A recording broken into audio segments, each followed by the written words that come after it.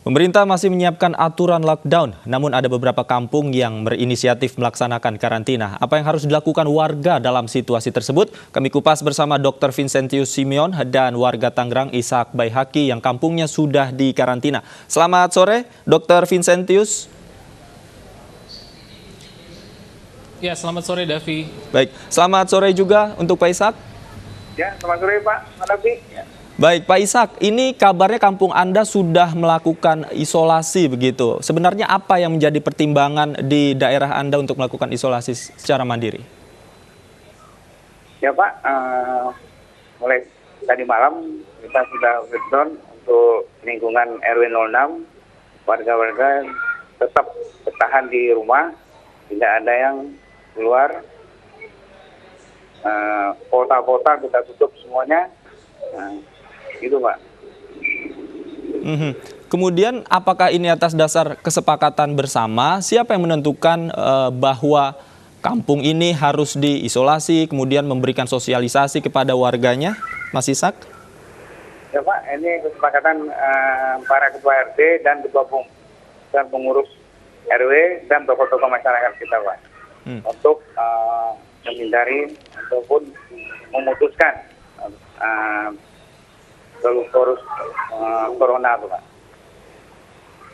Ada berapa jumlah RW Pak yang melakukan isolasi mandiri ini Pak? Pak? Ada berapa jumlah RW yang melakukan isolasi ini? Apa hanya RW 6 saja Pak? Sudah di Kelurahan Kunjiran sudah sekitar 4 RW Pak. Nah, kalau di RW 06 saya mempunyai warga RT 1-7 Pak. Pak, tapi sebelumnya warga setempat atau warga di RW Bapak, apakah sudah ada yang positif terjangkit COVID-19? Tidak Pak, tidak ada yang positif karena menghindari kita pengurus-pengurus RT dan pengurus RW inisiatif untuk memutuskan tali penyebab penyebaran COVID-19 karena itu inisiatif kita bersama pengurus RT dan RW Pak. Baik, artinya untuk meminimalisir resiko terkena COVID-19 begitu Pak ya, dan ini inisiatif datang dari warga sendiri. Pak Ishak, kemudian bagaimana cara memberikan pengertian kepada warga Anda di sana Pak? Ya Pak, kita prosedur ke rumah-rumah menginformasikan ke warga secara ini Pak, tahap. Pertama mulai dari himbauan WA, untuk surat edaran, kita kirim surat edaran ke RT-RT. Ya Pak. Baik, saya ke Dr. Vincentius.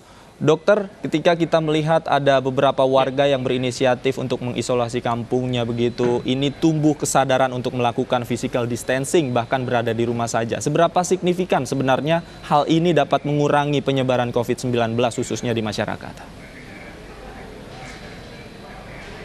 Ya, pembatasan aktivitas social distancing itu akan berdampak signifikan ketika itu dilakukan dalam skala luas, terutama di daerah-daerah yang memang kita tahu di sana adalah epicenter atau pusat dari penyebaran virus corona. Mohon dicatat ya bahwa kita sering dengar kan 80% kasus COVID itu akan mild, akan ringan. Tapi justru isu terbesarnya adalah dari 80% kasus yang ringan itu mereka kalau mereka pergi berkeliaran kemana-mana, mereka akan menularkan ke masyarakat di sekitarnya. Sementara kalau yang 20% yang akan masuk ke rumah sakit ya mereka akan stay di rumah sakit. Nah, untuk itu perlu dilakukan gimana caranya supaya 80% yang mild ini, yang ringan ini jangan sampai mereka keluyuran tapi tetap tinggal di rumah. Lakukan aktivitas di rumah, lakukan juga social distancing juga di rumah. Nah, isolasi yang lebih ketat itu sebenarnya yang seperti dilakukan oleh warga tadi, itu sebenarnya juga perlu dilakukan terutama pada rumah sakit seperti rumah-rumah seperti panti jompo ataupun komunitas yang memiliki populasi lansia atau populasi yang sakit yang cukup tinggi.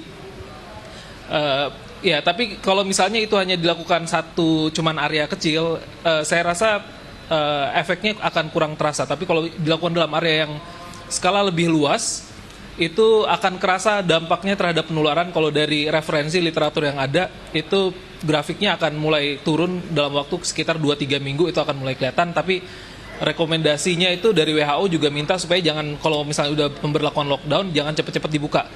Tapi dievaluasi dulu, karena selama lockdown itu sebenarnya tim kesehatan penelusuran itu akan bekerja keras di sana untuk bisa menelusuri, mengetes dan mengetahui seberapa besar terjadinya infeksi. Jadi kalau misalnya orang lockdown, diem di rumah, nah itu akan penelusurannya akan lebih mudah oleh tim penelusuran epidemiologi dari Kemenkes.